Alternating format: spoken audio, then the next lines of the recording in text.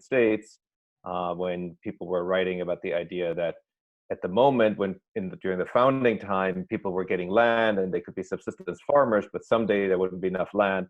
And so what to do then? So all the way back then, somebody named Thomas Paine, in a famous essay, first wrote about this idea.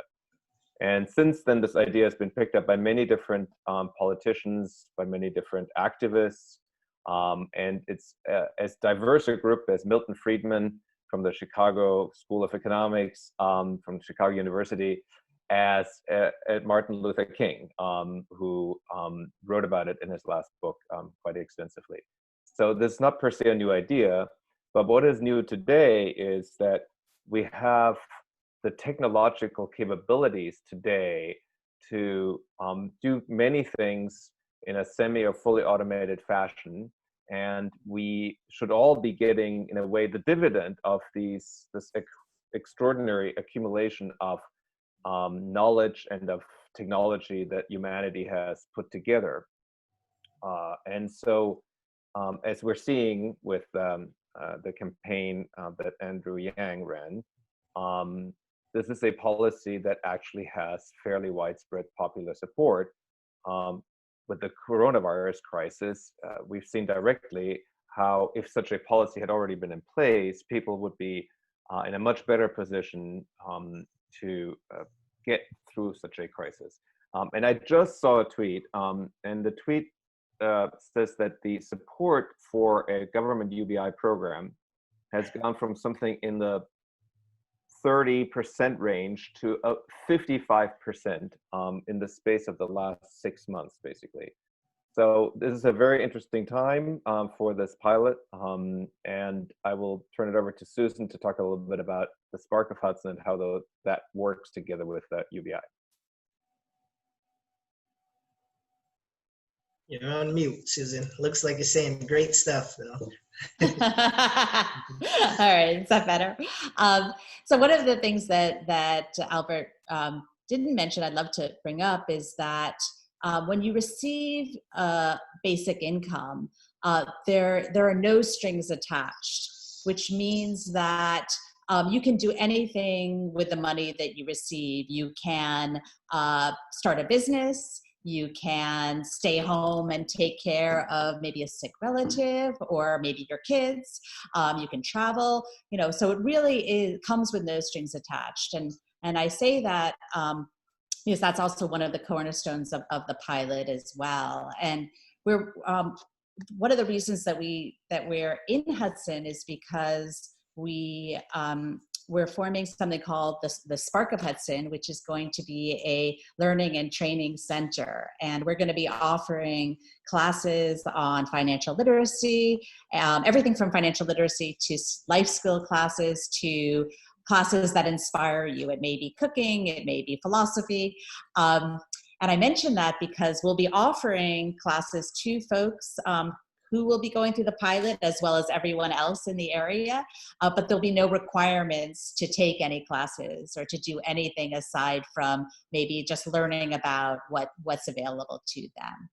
So that's a little background.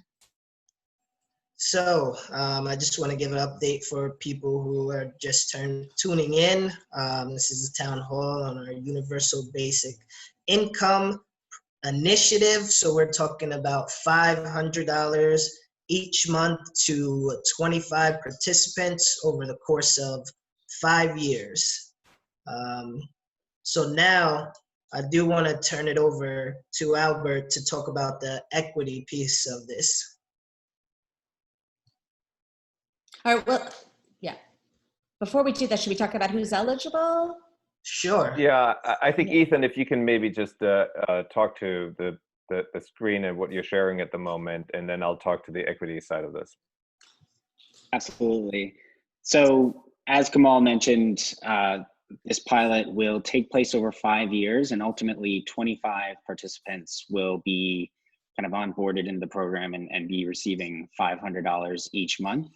In order to apply, so to speak, or enter the lottery for Hudson in order to randomly be selected, we have a form with a few questions that are really takes less than 5 minutes, very easy to fill out, and I will walk the audience through those questions here in a few minutes.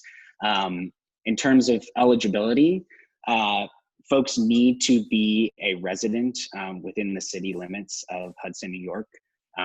Individuals should be aged 18 or older and earning less than $35,153 a year. And this, the rationale for this number is that it is the median income in Hudson. And so, you know, by virtue of setting the eligibility cutoff there, a half of the town's population is technically eligible for the program. And I will hand it off to Albert to kind of explain after the survey is entered and after, you know, folks clear the initial eligibility threshold, how selection works thereafter. So the selection will be a random lottery, but we will be weighting the chances that somebody's selected by how likely they are to achieve a certain outcome, historically speaking. So there is a great project called the Opportunity Atlas. And the Opportunity Atlas lets you look at, depending on where somebody is born, what their race and gender are, you can see how likely they are to get a good outcome in terms of their lifetime income. Obviously, income isn't everything, but it is a proxy for other outcomes. And so we're using that data to make it so that if you're in a group that's historically been disadvantaged, you're more likely to be selected. But everybody who enters has some chance of being selected. So that's very important. Everybody who meets the criteria that Ethan set out and enters has some chance of being selected. But some people, the people who've historically been disadvantaged, have a higher chance of being selected. Great, thank you. So we'll go into now the survey, if you want to pull that up on the screen, and we'll give people how to apply and what we're looking for. Sure, thank you, Mayor. So as I mentioned previously, we have just opened the form for individuals to enter for the selection for Hudson Up. This form is going to remain open on the Hudson Up website, hudsonup.org, until September 20th at 11:59 p.m. And so that's, you know, just over a month, 5 weeks or so to get your entries into the selection pool. And again, you know, this survey or these few questions are intended to take no time at all, just a few quick informational questions. And again, you can reach the survey at hudsonup.org. You'll see on the main page of hudsonup.org a green button that will bring you to this form, which looks like this. You should see on your screen. For Spanish speakers, we currently have the option to answer the questions in Spanish, and we are working on having the Bangla translations provided in the next week or two as well. So here at the top of the questionnaire are just a few lines of information about, again, the eligibility for the program, how selection works, and the deadline, which again is September 20th at 11:59. And then that week thereafter will be the week during which selection takes place. And so participants, ultimately those 25 individuals in Hudson, will be notified that following Saturday, September 26th, 2020. So the first question is, what is your email address? Just help us contact you in the event that you are selected, your first name, last name, your address. Again, individuals who are eligible must be residents of Hudson, New York. And so any addresses that are outside of the city limits for Hudson will not necessarily be eligible. We ask for your phone number, again, in the event that you are selected and we need to get a hold of you, we have that in order to do so. Albert spoke a little bit to the indicators to which we're weighting individuals in the selection process. And those are by and large based on these next few questions. So we ask for your gender, your primary racial identity, and then your average monthly take-home pay. So this is your net income after taxes, the total amount that you take home on any given month. Finally, as I alluded to earlier, you can indicate your preference of how you'd be contacted so that we can, again, if we need to contact you, do so as quickly as possible, phone, email, or text message. And then finally, here is a statement that essentially certifies or is your affirmation that you are a resident of Hudson, and that the information that you have input in this survey is entirely up to date and accurate. And so that's just the extent of the survey. You click next and you have been input into the selection pool, and you will be notified come September. And Ethan, one puts one's name into that last bar as your signature? You just type your name? Yep, just type your name as though it were an electronic signature. You just need to type first and last name. That will be qualified. Thanks. Seeing this right now, we should maybe bold the please type your name as an electronic signature part. Will do. Progress on the go. That's how we roll. It's never done. So I don't know if anyone has anything they want to add before we go into kind of the question and answer portion. I just want to say we're so excited to bring this to Hudson, and as Joni said, this is it's a monumental pilot because it is the first pilot that's happening in a small city in the U.S. So it's pretty exciting. It's also the first 5-year pilot. All the other pilots have been 1 to 2 years. Right. We're all about making history in Hudson. I just want to jump in quickly and talk about the survey day. So we do understand that not everyone has equal access to technology, and the survey is online. So Promise Neighborhood will be helping set up survey days throughout the community over the next couple of weeks to try to get to anyone who may not have access to a phone or computer. So we'll be setting up locations at the Salvation Army Soup Kitchen, outside Providence Hall, on Warren Street during the shared streets on a weekend. So we're trying to make sure we kind of get to as many folks as possible. We'll also be down at the Waterfront Wednesdays and at the community block party. And we'll have a flyer going out in the next couple of days on exactly where those locations are, which will also be posted on the HudsonUp.org page. The library has also offered their assistance over the phone to help people sign up, and our offices will be open Monday through Friday from 10 to 5:30 if people just want to walk in. Obviously, masks required, social distancing, but we will have the ability to help people sign up that way as well.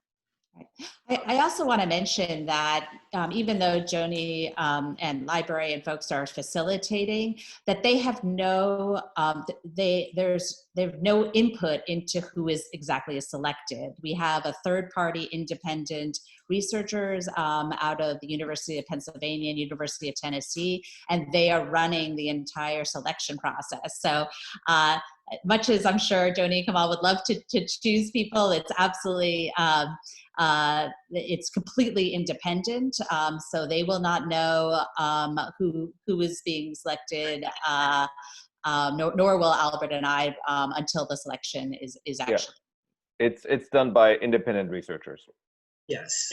And our main prerogative as a community-based organization committed to disrupting cycles of poverty is that as many people who are eligible know about this and have access to filling out the form. So I also want to take this moment to call on other nonprofits in our city and elected officials, those that represent groups within our community, to really make sure you're supporting folks, getting the word out, helping folks get the survey link and signing them up. It literally takes about 2 minutes at the most. Ethan was generous with the 5. Like, it's such a quick form. So I just really want to put that out there and call on folks to help spread the word. Right. And if you go show up in person for one of these, please wear a mask. Yes, please. So let's go into our question and answer. Feel free to write your answers on the chat on Facebook Live, or you can email them to me at mayor@cityofhudson.org. I also want to add on August 19th at 6 p.m., Columbia County Sanctuary Movement will be hosting a live stream where this information will be translated from English to Spanish for those who need translation services. So our first question is one that I've heard, time and time again since we've started talking about this initiative, and it's will people who receive assistance, public assistance, be that SNAP, disability, etc., will they be eligible to qualify for the $500 a month? So the answer is absolutely yes. The slightly tricky part is that we will need to work through everybody's individual situation after they've been selected to make sure that they don't lose any of their benefits. And we have chosen the amount and the approach to try and minimize that risk, but we will have to look at everybody's situation individually because unfortunately these programs are quite complex. But it is our goal to make that possible for everybody who participates. Yeah, we've been working closely, as Joni mentioned earlier, with the Commissioner of Social Services for Columbia County, and he's been super helpful and super supportive. And so together with his staff, we're going to have benefits counseling. And as Albert said, there's going to be a time where whomever is selected will have the opportunity to discuss, how exactly it may affect. And then at the end of the day, it will be their decision whether or not they would like to participate in the program. Thank you. Next question is, what kind of resources will recipients receive aside from the $500 a month? So for everybody, there'll be a kickoff meeting. And in that kickoff meeting, we will go extensively over all the available resources, but these are all on a voluntary basis. I would particularly want to call out that there'll be financial literacy training for people if they want it. That'll go from very basic things like just saving money, getting out of debt, to potentially more advanced topic like investing in stocks if people are interested in that. And then there'll be a wide array of other classes that, whatever it is that people need, we will try and make accessible, because a big part of this is to give people the opportunity to learn new things, try out new things. And some of these will be organized through the Spark of Hudson, and some of them will be organized by the bank, for example, where everybody will get a bank account. And then we're working with third parties as well. Great. Will it be taxable income, considered taxable income? Ethan, you want to take that?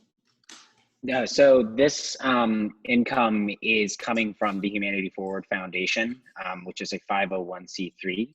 And by virtue of that status and the fact that this is a part of a pilot, a trial, a research program of sorts, that income is under the gift, quote unquote, threshold gift limit on a yearly basis. And so this, the $6,000 a year, $500 a month will not be considered taxable income ultimately. Great, that kind of transitions right into our next question. Where is this money coming from, and is it taxpayer money? So it's not taxpayer money. Albert and I, by the Spark of Hudson, and have partnered with Humanity Forward, which is where Ethan comes from. That's Andrew Yang's initiative foundation. And there's also, so we've partnered, and then recently JJ Reddick has just offered to add to the pot. And so we're able then now to get up to 25 people as a result. This was not the specific question, but it might be a good opportunity to answer a slightly related question, which is, while these pilot programs are being funded with donations, the question often is, how would a actual universal basic income at US scale, for example, be funded? And wouldn't that all come out of taxpayer money? And the answer is, it's a little complicated, but there is a large potential to change things like the tax code, so that right now, for example, the tax code works against people who get government support, because the second they start working, they lose their benefits. And so their tax rate that they face is effectively like 100%, or often more than 100%. So meaning you start working and you make less money than you did before. So why would anybody work? So the way a lot of this can be funded is to change taxes so that when people start working, they get the UBI, and then nothing prevents you from working, right? So when you start working, you start paying income taxes now in $1. And so the net transfer that's required is much, much smaller than the sort of gross number that people often throw out there. That's one important aspect. And then the other aspect is that there are certain means-tested programs that are very inaccessible to people. And people who should be qualifying don't qualify. So there's money from that. But then there's a final pot of money, and this is really what's been happening. We've been seeing it firsthand in this crisis, which is effectively we give money to banks to give out money. And a lot of that money that we give to banks, and we give it to banks from the Federal Reserve, but a lot of that money winds up in the pockets of businesses that are actually relatively well-off businesses, or individuals that already have a lot of money, who find it easy to borrow money for a second mortgage, for example, or a vacation home, when many other people don't have a first home. So another big part of an actual UBI rollout would be to change how this money enters the economy and change it away from the banking system and towards the UBI program. So it's a combination of all of those that makes this possible. And this is not some kind of crazy idea where the math doesn't work. People have worked through the numbers very extensively, and this is something that an advanced country like the US can easily afford to do. Great. How will impact be tracked or measured? Joni, can you take that? So we are working with a really dynamic research team that has actually done almost the first 18 months of a study on a pilot in Stockton, California. So they have learned a lot throughout their process. We have identified a researcher, I think I can say this, from the City University of New York system, who is really well-versed in community-driven participatory action research, and has some really great framing around questions that really look more at how UBI impacts an individual's life versus how they're spending the money and do they deserve to receive this money. So we're really interested, and when we talk about impact, and seeing how this funding can actually change a person's life, an individual's life, their family, and potentially their community, and how that shifts over time as a result of the intervention of UBI. So I hope I did that well. I wanted to mention that there'll be no requirements for anybody to participate in any of the research. That if somebody wanted to remain completely private, or they don't even have to let their families know that they're participating, that's absolutely fine. We obviously, it would be great or nice if people wanted to contribute or be a part of research even anonymously, but there will be no requirement. Thank you.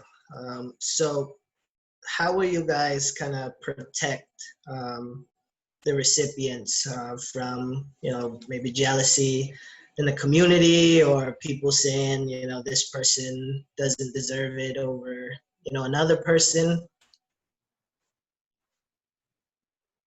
I'm happy to take that. I think to Susan's point just now, you can remain completely anonymous throughout the full 5 years if that's what you choose to do. I think we'll do a lot of coaching with folks on what it means when you go public and what the potential risks and benefits are to that.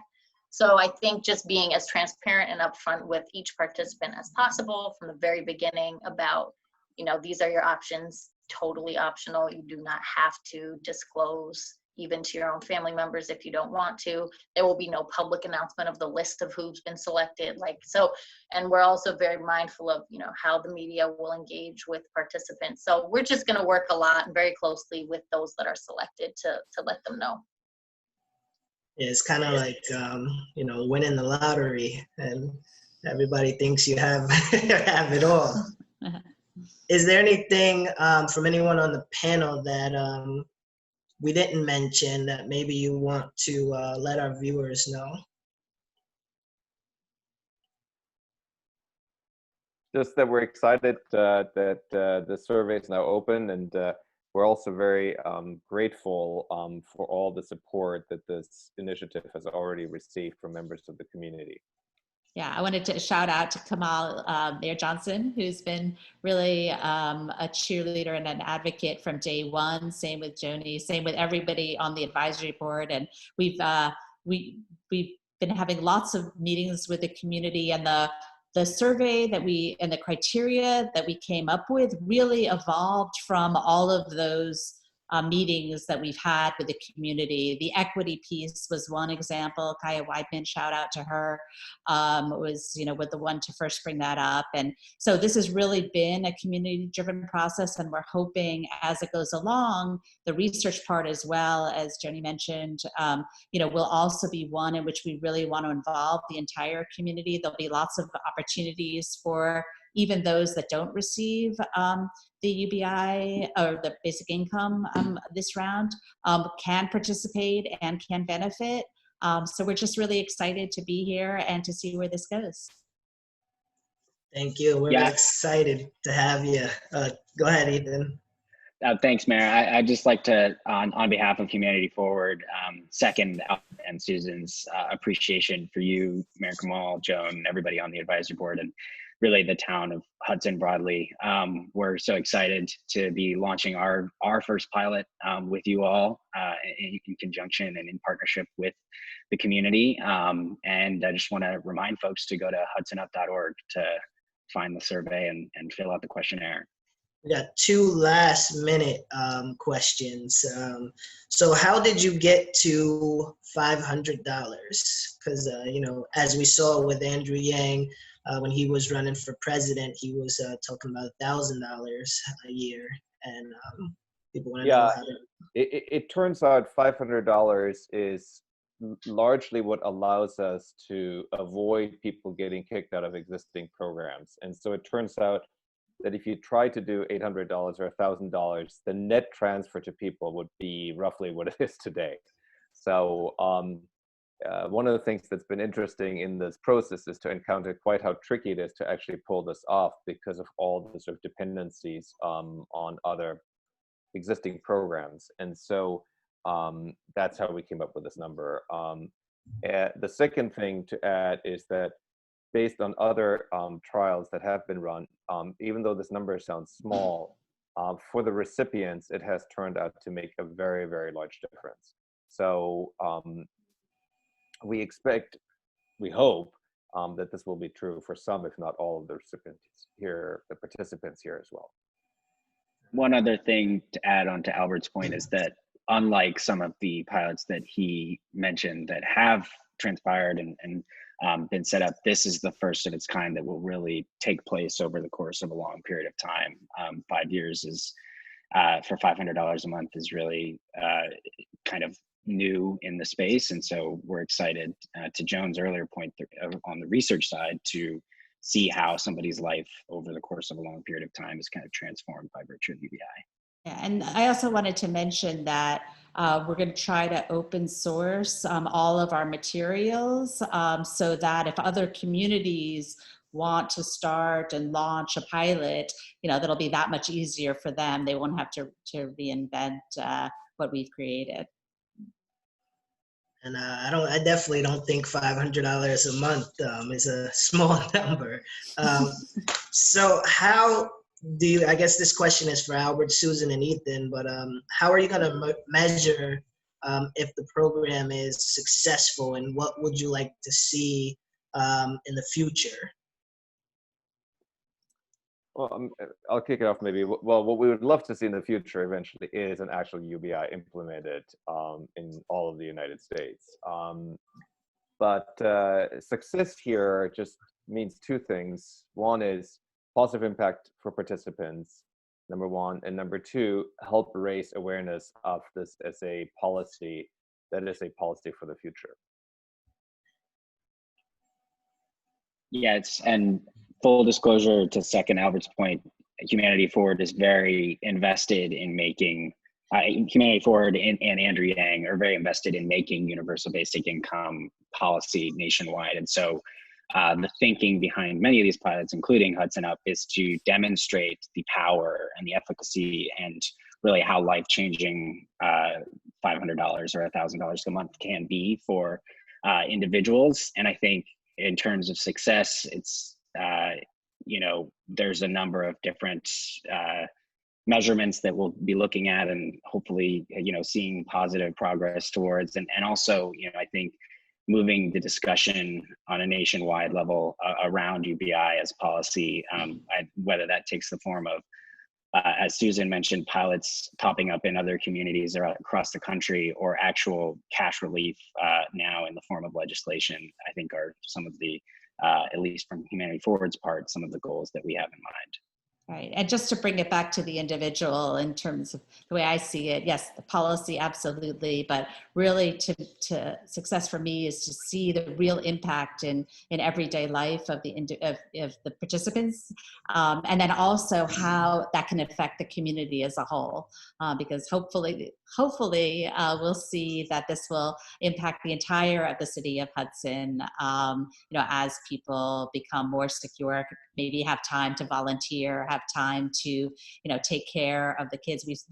Studies have shown that people with UBI and have kids, they do better in school. So I think there are a lot of benefits to the entire community that hopefully we'll see from this. So could it be implemented on a citywide or statewide level effectively, or does it really need to be nationwide? It's a great question. There are unfortunately a lot of restrictions at the moment at what you can do at the city or state level because of the way budgets work and who collects taxes and who gets to print money and all of those things. But I think there's hope. There are some interesting ideas. There are ideas around local currencies, for example, and hopefully over the coming years, those are also ideas that the city of Hudson can explore. There are a lot of questions around these, regulatory questions, legal questions, practical questions for how to implement it, but absolutely there is thinking and trials and ideas around how to not have to wait until this is a US thing, but how to be able to maybe do it all of Hudson or all of New York State. So it's a great question and definitely something people are actively working on and thinking about. And I also wanted to add that this is, we're hoping that this will just be the first of a number of cohorts, that if we can raise the money, then for next year, we'll be able to launch another cohort of 25 as well. Awesome. I love the idea of all Hudson. I could be biased, but sounds great. One last question before we kind of wrap up. So if individuals living in the same household apply, is that allowed? Yeah, so any individual in Hudson, New York can apply. And so hypothetically, you could have a household that has one or more individuals receiving, participating in the program. Great. Exciting. I'm excited for our city. I want to thank the Spark of Hudson. I want to thank Humanity Forward, Greater Hudson Promise Neighborhood, and everyone else who contributed to getting this off the ground. We are talking about $500 each month to 25 participants over the course of 5 years. If you earn less than $35,000 a year, you can qualify. And if you're a resident of the city of Hudson, age 18 or older, you know, anyone want to give that last information on where people can apply? HudsonUp.org. Yes, HudsonUp.org. Please apply. We do not get the pick, but we will be excited for all of the winners. So I'm Mayor Kamal Johnson, and I want to thank everybody for tuning in. Thank you. Thank you. Bye, everyone. Thanks, everyone. Bye. Bye-bye.